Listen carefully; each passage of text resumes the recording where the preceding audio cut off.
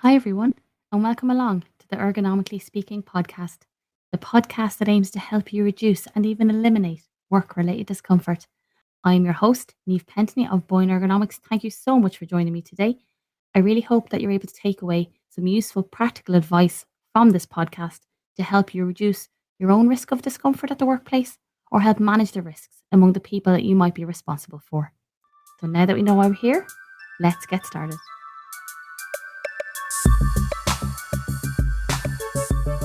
Hello, and welcome along to another episode of the Ergonomically Speaking podcast with myself, Neve Pentney of Boyne Ergonomics. Today's episode is a follower request, which I was delighted. I did put a shout out recently on social media looking for topics that people wanted me to cover. And thank you so much. I'm so glad I did because I actually got loads of really, really great ideas that I can't wait to get stuck into. And the first one is specifically aimed at anyone who has invested in a sit stand desk but still finds themselves sitting all day. Is that you? Does that sound familiar? Um, and look, I'm going to give you 5 tips on how you can remember to stand at the desk. We're going to make it easy. We're going to make it simple. Now, here's the thing. Sit stand desks are great tools. They give you options. They support movement. And they can, if they're used well, absolutely reduce discomfort and fatigue and boost productivity. But just buying the desk and putting it in your workspace is not going to automatically mean that you'll change your habits and how you work. And I've heard so much from people who are so excited to get one. They used it for a few days and then they kind of forgot to use it standing.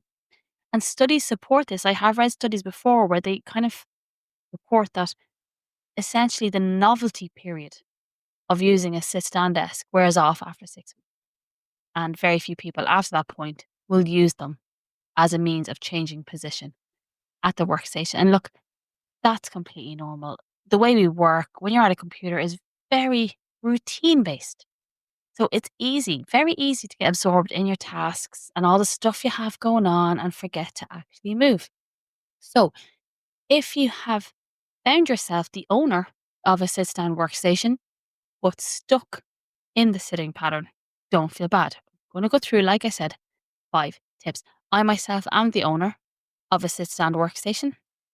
And yes, I go through phases where, depending on the kind of work that I'm doing, I might sit a little more than I stand. And we'll talk through that now, what we can do.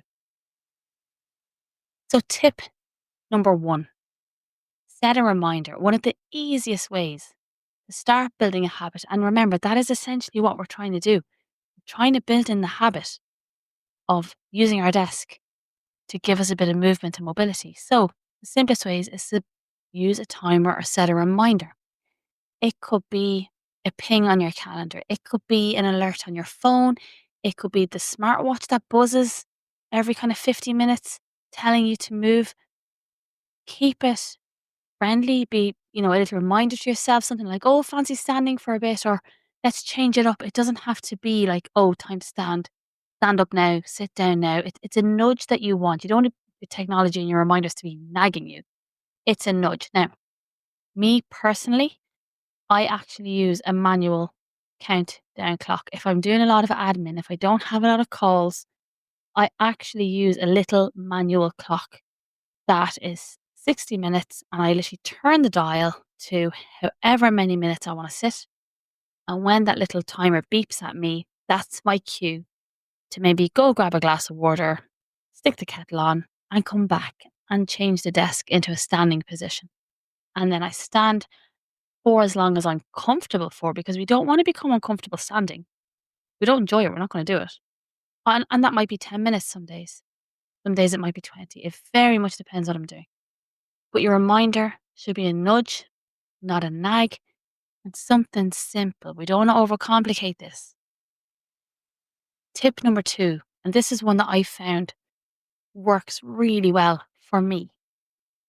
Link standing to an everyday task. So you want to tie this new habit into something that you're already doing. And if you've ever read any of these kind of habit changing books. This is something that they do recommend, tagging on a new habit to one you already have. So tag this onto something you already do. So you might try standing during a phone call, during a virtual meeting. You might stand if you're reviewing and reading documents. You might stand while you're doing emails. Excuse me. By doing this, the moments are going to kind of add up and help your brain associate that task with the movement and the standing. Now, for me, it's virtual meetings. I have learned over the years I am not very good at standing and trying to do high focus work. If I'm doing work that requires a lot of focus, a lot of concentration, calculations, that kind of stuff, I need to be sitting down. I do that best sitting down. However, I have found if I am doing virtual meetings, if I am teaching, if I'm doing webinars, when I'm recording my podcast, if I'm speaking, I do that much better standing. So now in my brain, I have linked recording this podcast. I have linked if I'm teaching or if I'm doing a webinar, those are standing tasks. And on the days where I have back to back virtual meetings, I will switch position after every meeting. They're usually about 30 minutes. So I will sit for one, stand for one, sit, stand. And that works really, really well for me. Excuse me. So find a task that you can do comfortably standing and that you enjoy doing standing and link that in and start to bring that in every time you do that task. Tip number 3 seems really, really simple. It's use visual prompts. Again, out of sight, out of mind. It could be something as simple as putting a sticky note on your screen or near your keyboard that just says fancy standing up or time to change position. Even changing your screensaver on your laptop or your monitor to a little reminder can work. You would be so, so surprised at how effective little visual cues can be. Now, these are things that I use not for changing position with the desk, because at this point I do kind of have that down. But for other things, I would use sticky notes. I have a whiteboard beside me where I write things down because if I see it, it's in my mind. So try even something as simple as a sticky note and see if that helps. The next tip I think is really important, and that is to start small. Having a sit stand desk does not mean you have to stand for hours or for, sit for the morning, stand for the afternoon. That's one I hear a lot. In fact, you absolutely should not do that. The goal is variety. So if you stood for 15 minutes today in the morning, 15 minutes in the afternoon, start with small periods of standing because static standing, it is still a demand on the body. It's not that the standing is any less work than the sitting or is any better for you than the sitting. The benefits in the variety and the changing. So if you stand for short periods and then sit back down, that's absolutely fine. And find a rhythm that works for you. So if it's a case that you decide, you know what, I'm going to sit for 40 minutes, maybe. And you know what, I'll stand for 10. And after that 10 minutes, I'm going to go and take a bathroom break, or I might go grab a glass of water or something like that. You've built in mobility and movement into that 60-minute period. Find a rhythm that works for you. Not about standing all day. It's about breaking up the periods of sitting with mobility and movement. And as I said, the way it works for me is I tend to alternate between calls. That works in my day. Other days that doesn't work because I might not have any virtual calls. I could be doing admin all day. And if that's the case, that's where I use my timer and I'll, sit for 40 minutes or so. My cue will go off to stand for a few minutes. Or I might go to the bathroom and come back and then stand. You'll have to find ways to work it into your day. But experiment a little. You might be comfortable just standing for 10 minutes. You might be really comfortable standing for 30.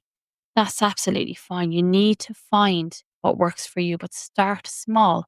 A lot of people get off put if they decide to dive straight in and stand for an hour and realize, God, I'm exhausted. My back hurts, my leg hurts, my legs feel heavy. Of course they do.